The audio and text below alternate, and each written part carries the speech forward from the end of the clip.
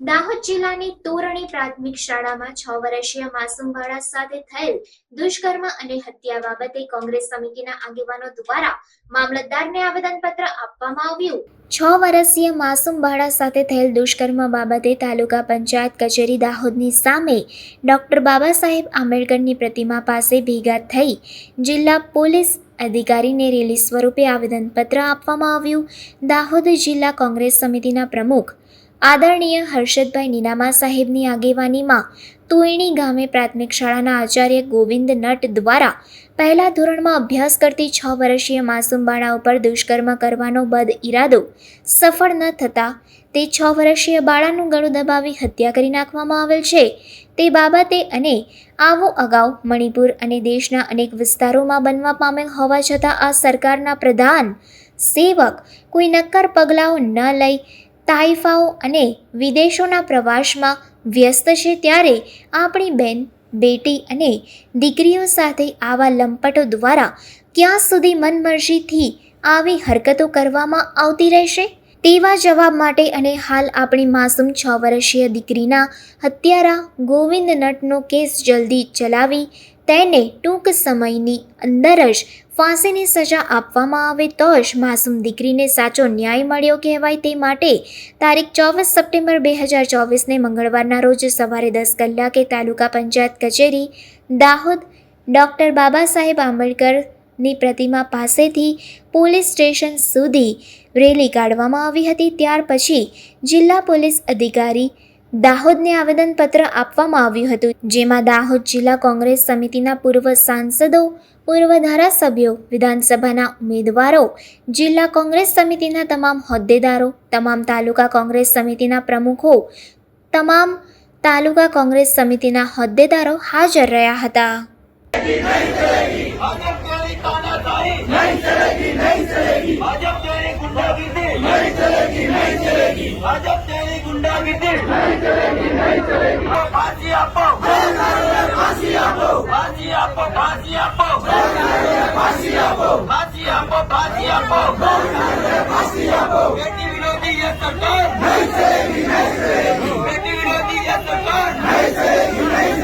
शिक्षण विरोधी यह सरकार नहीं चलेगी, नहीं चलेगी। शिक्षण विरोधी यह सरकार नहीं चलेगी, नहीं चलेगी।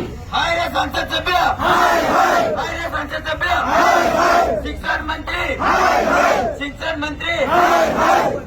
जसवंत बाबर, हाय हाय, जसवंत बाबर, हाय हाय, जसवंत बाबर, हाय हाय। शिक्षण मंत्री, हाय हाय, मुख्यमंत्री, हाय हाय। बेटी विरोधी यह सरकार नहीं चलेगी, नहीं चलेगी। कॉम्बैट इंडोर, हाय रे आरएसएस, हाय रे आरएसएस, हाय रे आरएसएस, हाय रे विश्व हिंदू परिषद, बीजेपी के दलालों को जूते मारो सालों को, बीजेपी के दलालों को जूते मारो सालों को, बीजेपी के दलालों को जूते मारो सालों को, बीजेपी के दलालों को जूते मारो सालों को, बीजेपी के दलालों को जूते मारो सालों को, बीजेपी के दलालों को जूते मारो सालों को। हाय रे आरएसएस, हाय रे आरएसएस, हाय रे विश्व हिंदू परिषद, हाय रे विश्व हिंदू परिषद, बीजेपी के दलालों को जूते मारो सालों को।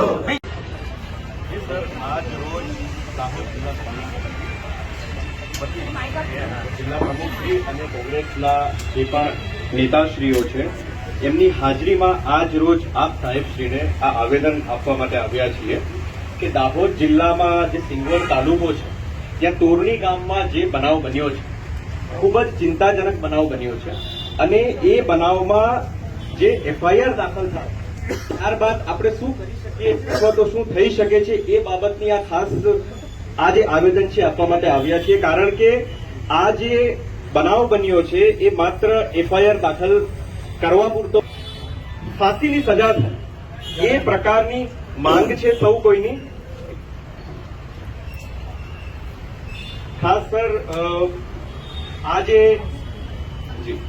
આ જે આવેદન છે એ આવેદનમાં ખાસ જે માંગ છે માંગ કઈ છે કે એફઆઈઆર દાખલ થયા પછી હજુ પણ જો કોઈ કાયદાનો ઉમેરો કરવો હોય એ પછી પોક્સો એક્ટ હોય, protection of children from sexual offences act, એની કોઈ કલમ હોય સેક્શન 4, 6, સેક્શન 18 કે ભારતીય ન્યાય સંહિતા હોય, કારણ કે આ ખૂન થયું છે, મર્ડર થયું છે, માત્ર એક બાળકીનું નહીં, એક આત્માનું પણ મૃત્યુ થયું છે આની સાથે સાથે.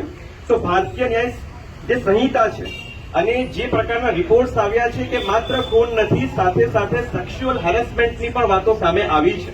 તો ભારતીય ન્યાય સંહિતા છે એની સેક્શન 74 છે, સેક્સ્યુઅલ હેરેસમેન્ટ છે, સેક્શન 75 છે કે assault or one kind of sexual attack with intent to outrage a modesty of woman, against a modesty of woman, or with an intent to disrobe a woman. આ પ્રકારની ઘટનાઓ જે છે એ બની છે. તો માટે આમાં સેક્શન 74, સેક્શન 75, સેક્શન 76 અને આમાં સેક્સ્યુઅલ હેરેસમેન્ટની સાથે સાથે શું રેપ પણ થયો છે કે કેમ આ પ્રકારની પણ હજુ આગળ તપાસ કરવામાં આવે. એની સેક્શન 65 જે છે આગળ એનો પણ કલમનો ઉમેરો કરવામાં આવે. Bharatiya Nyaya Sanhita section 101 clause A and B with intent to murder. માત્ર એવું ન કહી શકાય કે આ એક માનસિક વિકૃતિ કે માનસિક વિકલાંગતાનું પરિણામ છે, કારણ કે આ ઇરાદાપૂર્વક કરવામાં આવેલું કૃત્ય છે. તો સેક્શન 101 એન્ડ સેક્શન 103 કે કોઈ પણ પ્રકારે આ જે આરોપી છે એને આવી છે એમને ખાસ, કારણ કે he is the superintendent of police of our district, તો એમને આ આવેદનથી ખાસ એ રિક્વેસ્ટ છે કે આ કામમાં જે ચાર્જશીટ છે એ ચાર્જશીટ એટલી પ્રોપર રીતે તૈયાર કરવામાં આવે કે આ કામના આરોપીનો રોલ વધુ સ્પષ્ટ બને. ચાર્જશીટ તૈયાર કરવામાં આ કામના આરોપીને કોઈ પણ પ્રકારનો બેનિફિટ ઓફ ડાઉટ ના મળે કે જેના કારણે ઓનરેબલ કોર્ટમાં કોઈક એવો લૂપહોલ આવે કે આ જે આરોપી છે એ બચી શકે. સેકન્ડ ડિમાન્ડ એવી છે કે આ જે મેટર થયો છે એમાં ડિપોઝિશન ઓફ વિટનેસીસ, જેટલા પણ સાક્ષીઓ છે સાક્ષીઓની જુબાનીઓ ખૂબ મહત્વની છે. કોઈ પણ પ્રકારે ક્યાંક એવું ના થાય કે એફઆઈઆરમાં કોઈ એવી વિગત રહી ગઈ હોય કે જેના કારણે ત્યારબાદ એમનું સ્ટેટમેન્ટ લીધું હોય તો એ બંનેમાં વિસંગતતા આવે, અથવા તો જ્યારે પોલીસ રૂબરૂ નિવેદન લીધું હોય અને ઓનરેબલ કોર્ટમાં જ્યારે જુબાની આપવા આવે ત્યારે એમાં કોઈ પ્રકારનું કોન્ટ્રાડિક્શન કે વિસંગતતા આવે.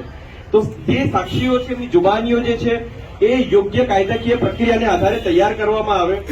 થર્ડ થિંગ સર, કે આખો જે મેટર જે છે ક્યાંક ને ક્યાંક એવું લાગી રહ્યું છે કે ફોરેન્સિક સાયન્સ અને જે ફોરેન્સિક સાયન્સ લેબોરેટરી જે છે એની સાથે લિંક થયેલો ક્યાંક માલુમ પડે છે. તો જેટલા પણ ફોરેન્સિક એક્સપર્ટ છે કે ફોરેન્સિક પેનલ છે, જે ફોરેન્સિક એક્સપર્ટ છે, તમામ લોકોનો ઓપિનિયન લેવામાં આવે કે જેના કારણે આ કેસને વધારે સ્ટ્રોંગ કરી શકાય. સેકન્ડ થિંગ સર, અમારી ડિમાન્ડ એવી છે કે આ એક ઓર્ડિનરી કેસ નથી. આ કેસમાં ઓનરેબલ જે એસપી સાહેબ છે એમને રિક્વેસ્ટ છે કે આપણા દાહોદ જિલ્લાના ડીજીપી સાહેબ છે, ડિસ્ટ્રિક્ટ ગવર્નમેન્ટ લીડર સાહેબ, એમની સાથે કન્સલ્ટ કરીને દાહોદ જિલ્લાના respected principal district and session જજ અને ઓનરેબલ ગુજરાત હાઈકોર્ટ અને હોમ મિનિસ્ટ્રી સાથે એક પ્રકારનું યોગ્ય કોઓર્ડિનેશન કરે અને આ કામને જે કમ્પ્લેનન્ટ છે, ફરિયાદ પક્ષ છે, પ્રોસિક્યુશન પાર્ટી છે, એમના માટે સ્પેશિયલ પબ્લિક પ્રોસિક્યુટર એપોઇન્ટ કરવામાં આવે કે જેથી આ કેસને વધારે સારી રીતે ઓનરેબલ કોર્ટમાં પ્રૂફ કરી શકાય.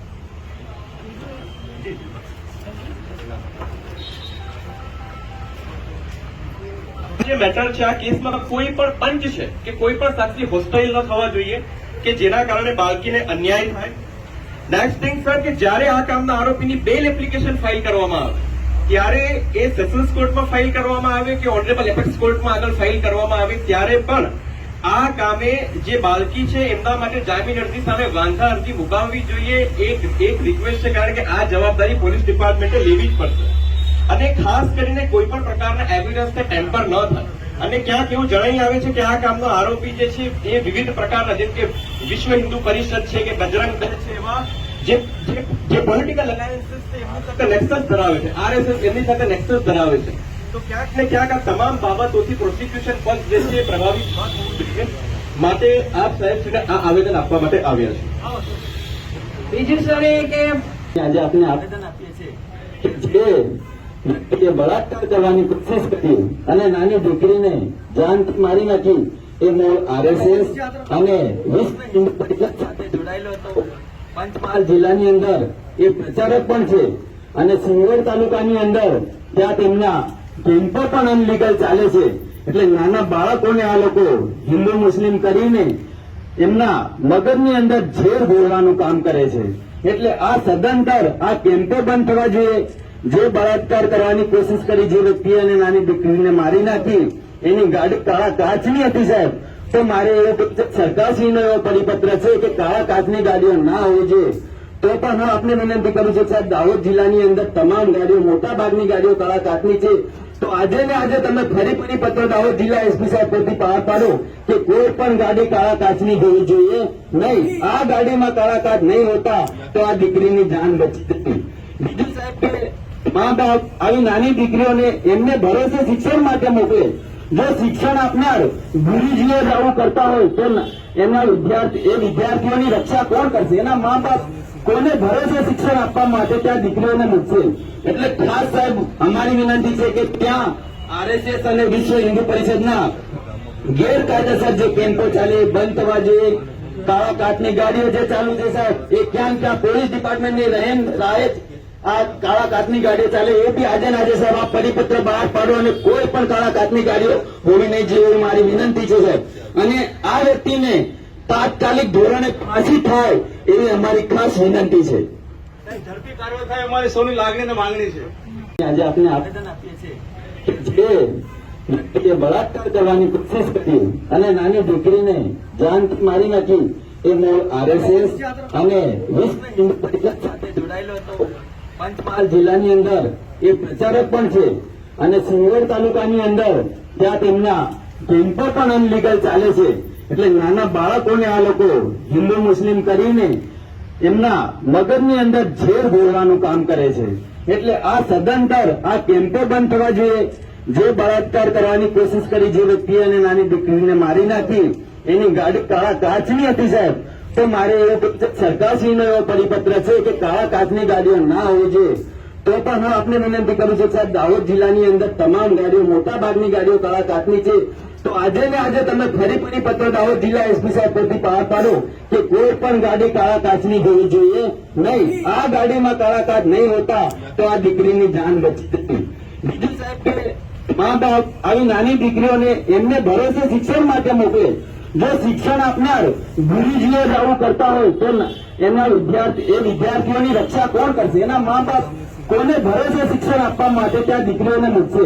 એટલે ખાસ સાહેબ અમારી વિનંતી છે કે ત્યાં આરએસએસ અને વિશ્વ હિન્દુ પરિષદના ગેરકાયદેસર જે કેમ્પો ચાલે એ બંધ થવા જોઈએ.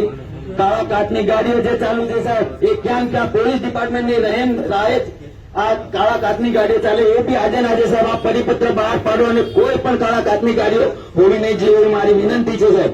અને આ વ્યક્તિને તાત્કાલિક ધોરણે ફાંસી થાય એવી અમારી ખાસ વિનંતી છે. ઝડપી કાર્યવાહી થાય અમારી સૌની લાગણી અને માંગણી છે. શિક્ષણ મંત્રી રાજીનામું આપો. શિક્ષણ મંત્રી રાજીનામું આપો. પંચાયત મંત્રી રાજીનામું આપો. પંચાયત મંત્રી રાજીનામું આપો.